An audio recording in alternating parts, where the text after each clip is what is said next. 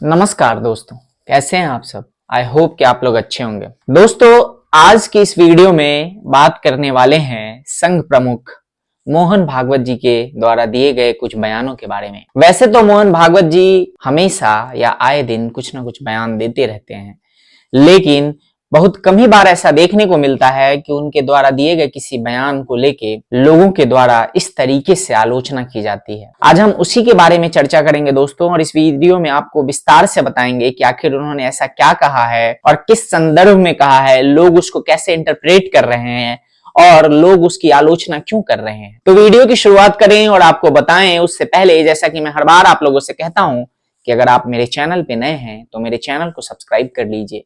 मेरे वीडियोस अगर आपको पसंद आ रहे हैं तो इसे ज्यादा से ज्यादा लोगों के साथ शेयर कीजिए, लाइक कीजिए और कमेंट में अपनी राय भी बता सकते हैं। तो चलिए शुरू करते हैं। दोस्तों, मोहन भागवत जी आरएसएस संघ प्रमुख, जिनके बयानों की काफी चर्चा होती है, उनके द्वारा दिया गया कोई भी बयान मीडिया की हेडलाइंस बनता है और लोग उनकी बातों को सुनते हैं और उसके अलग अलग मायने और मतलब निकालते हैं। उन्होंने एक बार फिर से एक बयान दिया। दरअसल वो बयान उन्होंने पुणे में एक कार्यक्रम के दौरान दिया।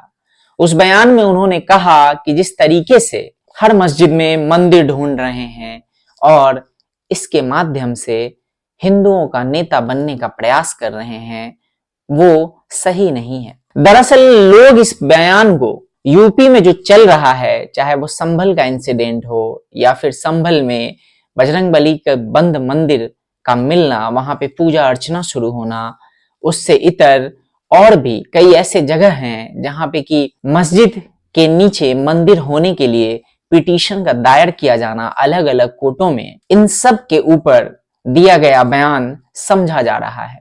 लोग इस बात को इंटरप्रेट कर रहे हैं या ऐसे समझ रहे हैं और उसको लेके सोशल मीडिया पे एक डिबेट छिड़ी हुई है, बल्कि मीडिया में भी डिबेट छिड़ी हुई है कि मोहन भागवत जी ने जो कहा है, कुछ ऐसे लोगों के बारे में कहा है जो लोग मस्जिदों के ऊपर या मस्जिदों के नीचे मंदिर होने का दावा करते हैं। दरअसल ये पहली बार नहीं है जब आरएसएस ने खुद को इन सारे प्रकरणों से अलग करके दिखाने का प्रयास किया है।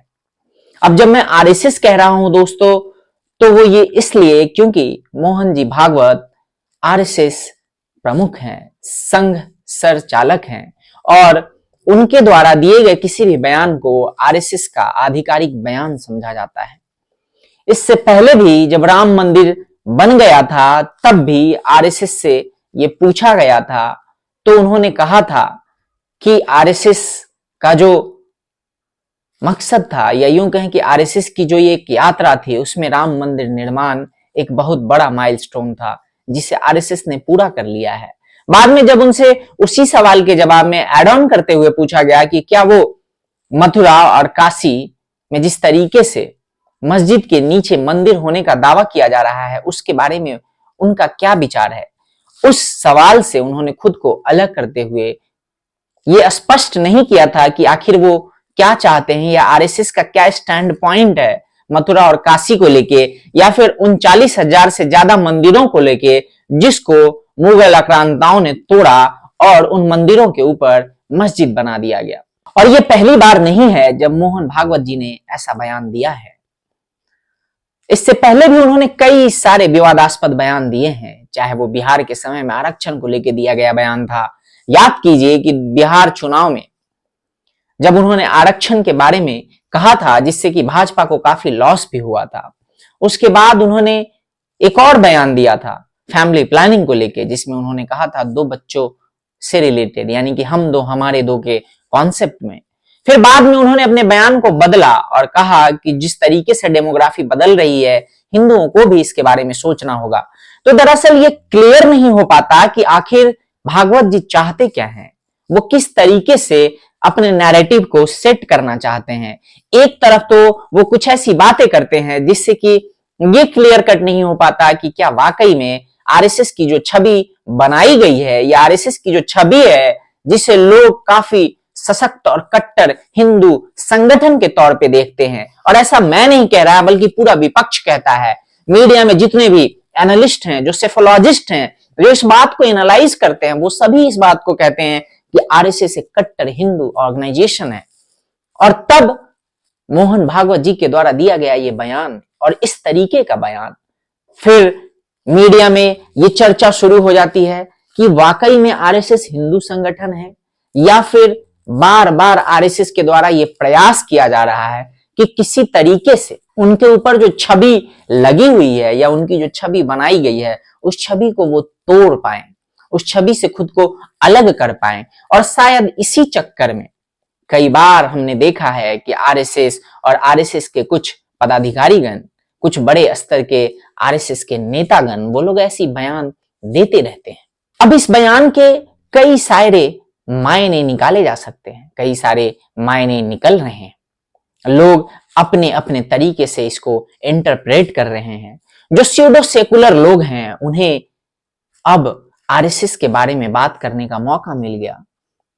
कुछ लोग जो राइट विंग्स के हैं वो आरएसएस और मोहन भागवत जी के इस स्टैंड से बिल्कुल खुश नहीं है, और कुछ जो ऐसे लोग भी हैं जो ये क्लियरली कह रहे हैं कि आरएसएस या मोहन भागवत जी हिंदुओं के कर्ता धर्ता नहीं है।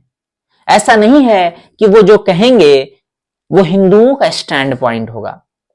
ऐसा हो सकता है कि वो मोहन जी का स्टैंड पॉइंट हो, भागवत जी का स्टैंड पॉइंट हो, आरएसएस का एक स्तर तक स्टैंड पॉइंट हो सकता है, लेकिन वो समस्त हिंदुओं के तरफ से इस तरीके के बयान नहीं दे सकते। दोस्तों, दरअसल ये जो बीमारी है जो आरएसएस को लग चुकी है, जो बीत कुछ समय में या विगत कुछ सालों में हमने देखा है, ये बीमारी सिर्फ आरएसएस को ही नहीं है, ये बीमारी बीजेपी को भी लग चुकी है। हालांकि 2024 का लोकसभा चुनाव उस स्तर पे ना जीतने के कारण शायद उनको थोड़ी बहुत अकल आई है। इनफैक्ट बीजेपी के कुछ नेताओं को थोड़ी बहुत अकल आई है और उन्हें ये रियलाइज हुआ है कि उनका जो ग्राउंड है या जिस तरीके से उन्हें लोगों का समर्थन मिलता है और जिस ग्राउंड पे मिलता है वो सिर्फ इस बात पे मिलता है कि बीजेपी को लोग एक हिंदुत्ववादी पार्टी के तौर पे देखते हैं, उसी तरीके से आरएसएस को भी लोग और जो सनातनी या हिंदू हैं वो हिंदुत्ववादी संगठन के तौर पे देखते हैं। इस तरीके का बयान दिए जाने के कारण ये जो सोच है वो कई दफा टूटती है, लोगों का जो विश्वास है वो कई दफा कम होता है। हमने देखा है कि किस तरीके से आरएसएस ने हर वो काम किया, बल्कि मोहन भागवत जी ने भी वो काम किया था जब वो दिल्ली के एक मस्जिद में गए थे, वहां के एक मौलाना से मिले थे।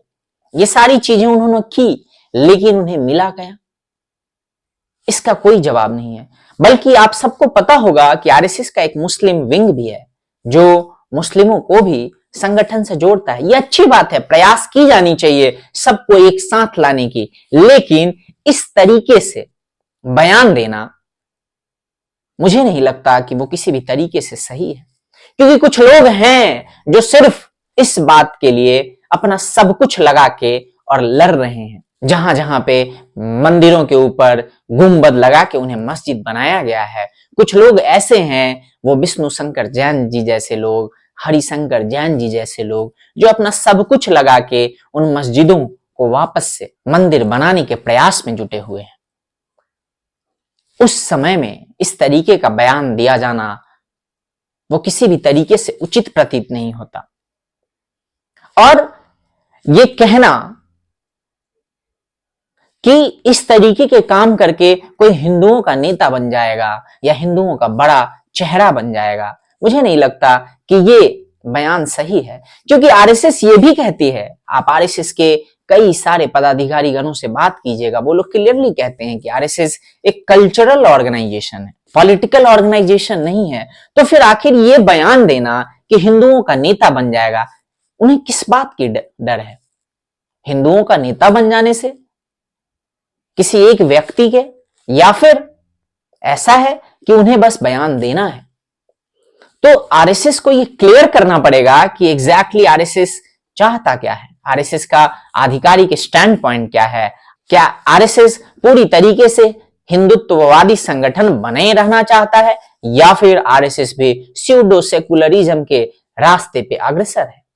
क्योंकि ये जो बीच में ये बयान देना फिर कभी और बयान देना, इससे जनता कंफ्यूज होती है, और इससे वो लोग कंफ्यूज होते हैं जो लोग आरएसएस और बीजेपी में एक सेफ संगठन और पॉलिटिकल पार्टी के तौर पे देखते हैं, जो लोग उसके कैडर वोटर्स हैं, जो लोग उसके कैडर सपोर्टर्स हैं, जो लोग संघ के शाखा में डेली जाते हैं। दोस्तों, इन सारे बयानों के वजह से आरएसएस और मोहन भागवत जी की काफी आलोचना हो रही है, चाहे वो मीडिया हो, सोशल मीडिया हो, जो कॉमन लोग हैं वो लोग भी इस तरीके से दिए गए उनके बयानों की आलोचना कर रहे हैं।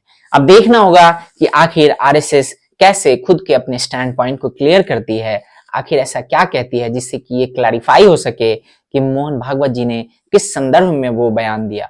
हालांकि ऐसा संभव है कि बहुत जल्द उसका क्लैरिफिकेशन आ जाएगा और आरएसएस ये बताएगी कि उन्होंने किस संदर्भ में बयान दिया था। लेकिन बावजूद इसके आई थिंक कि मोहन भागवत जी को इस तरीके के बयान देने से बचना चाहिए।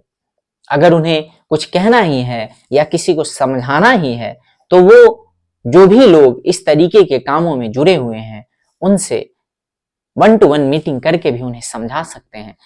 खैर, हमें इस बात का इंतजार रहेगा कि कैसे आरएसएस इन सारी चीजों को लेकर रिएक्ट करता है और किस तरीके से आरएसएस अपना पॉइंट क्लियर करता है, और उसके लिए हमें वेट करना होगा। दोस्तों, अभी के लिए बस इतना ही, मिलते हैं अगले वीडियो में।